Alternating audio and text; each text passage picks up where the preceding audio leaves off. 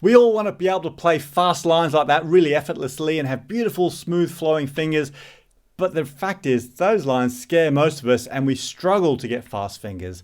Why? Well, two reasons, I think. First of all, I think a lot of us struggle with the technique, like the way we're actually approaching the saxophone. But secondly, I think we're practicing the wrong things. But don't worry, because in this lesson today, I'm going to show you a great way that you can practice a line like that and break it down so that you can learn it quickly, but also most importantly, you're also going to speed up your technique in the process. And we're going to look at a bebop line today, but you know what? You can apply this to absolutely any style of playing. So it's really, really practical. It doesn't matter what type of playing you're involved with. So stick around. We've got lots to talk about today. It's going to be a great lesson.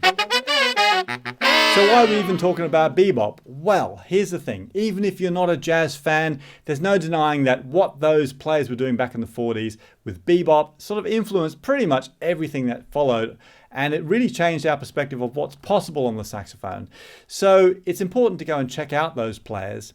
And for that reason, actually, this month in Sax School, we're talking a lot about bebop with our members. And our members are even working on a bebop challenge song called Bird Bounces In.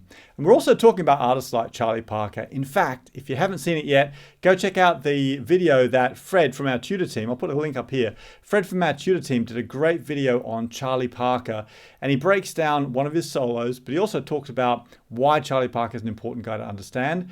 And he's got some great suggestions of albums and tracks that you can go check out if you've not really explored much of Parker's playing before. So the link is up here.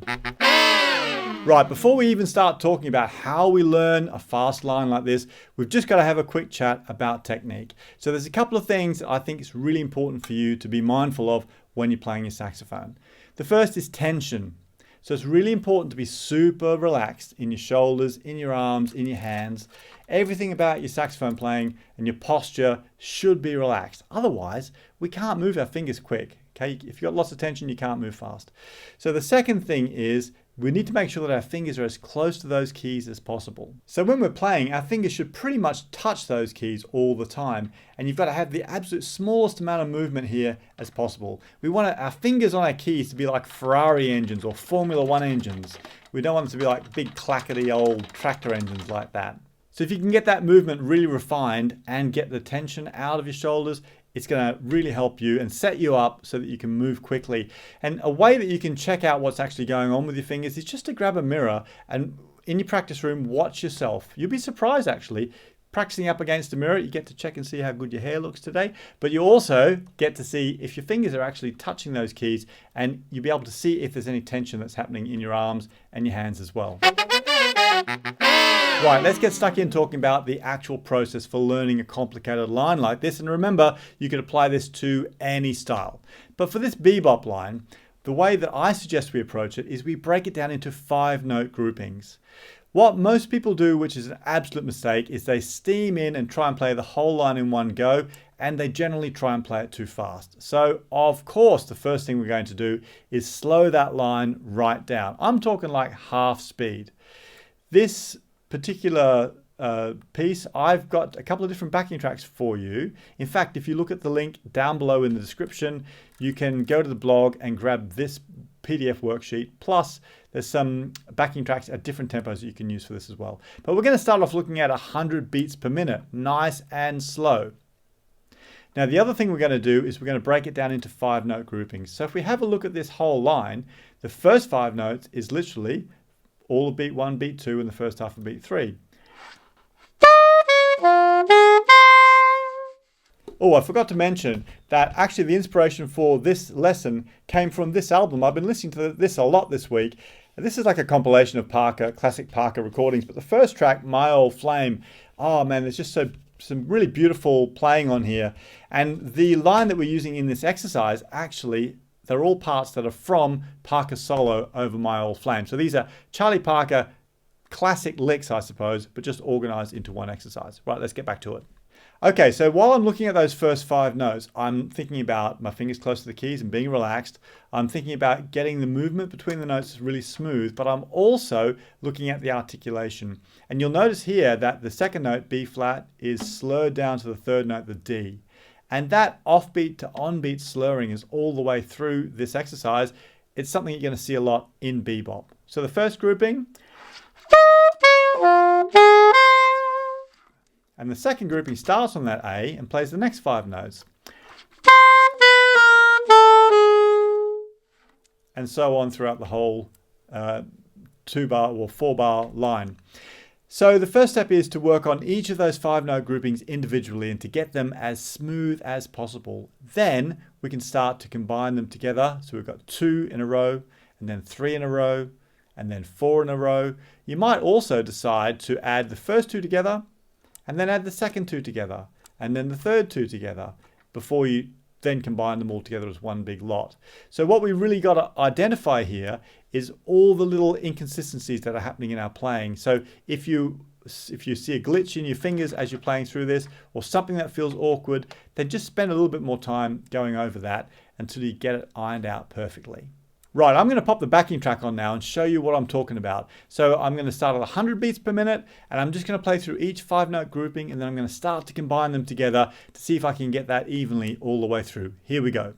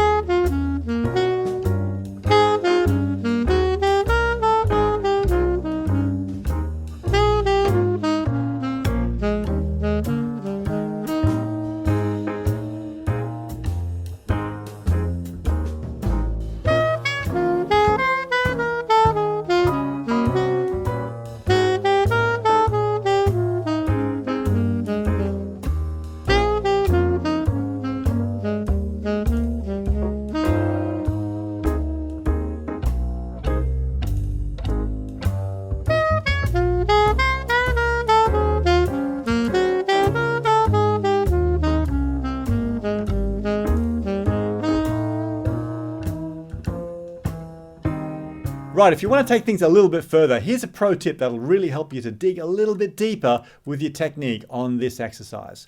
So what you can do is take each 5-note grouping or even each bar division and loop it. Take that and go around and around and around, and you can get a nice little rhythm going, and it really gives you a chance to focus in on what's going on with your fingers and how even everything is. For example, let's look at the second bar here. This is the second bar.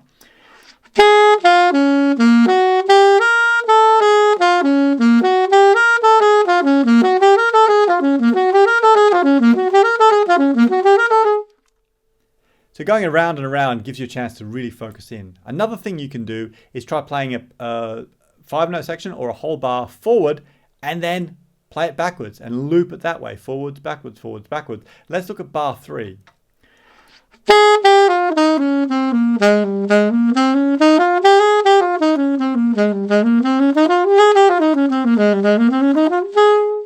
Hey, just before we move on to the next step, let me know in a comment, yes or no. Do you like these type of lessons? Do you like lessons where I'm giving you practice technique type tips? I'd love to know. So let me know in a comment down below. Now, because we're really focusing on technique here, it's super important that you take your time and spend plenty of time getting all the wrinkles ironed out at a slow tempo. And the reason we did this at 100 beats per minute is because that should be slow enough for you to focus in on every single note. But when you get to the point where you can play it really comfortably all the way through at that slow tempo, then it's time to gradually speed it up. And gradually is the important part here. So if you're using a metronome, you can move it up just like 5 or 10 beats per minute. So we're starting at 100, you might move to 105 or 110. And don't feel like you need to go all the way up in one session either. So today, Maybe you go from 100 up to 110. Tomorrow, 110 to 115, and work your way through gradually. If you find at any point when you're speeding it up that you start to get more glitches in, slow it back down and go through the process. Trust me, if you put the time in at the slow tempo, then it'll pay massive dividends at the fast tempo. Now I'm going to put the backing track on now and play through it at the fast tempo. We're up to 220 beats per minute now, which is blisteringly fast.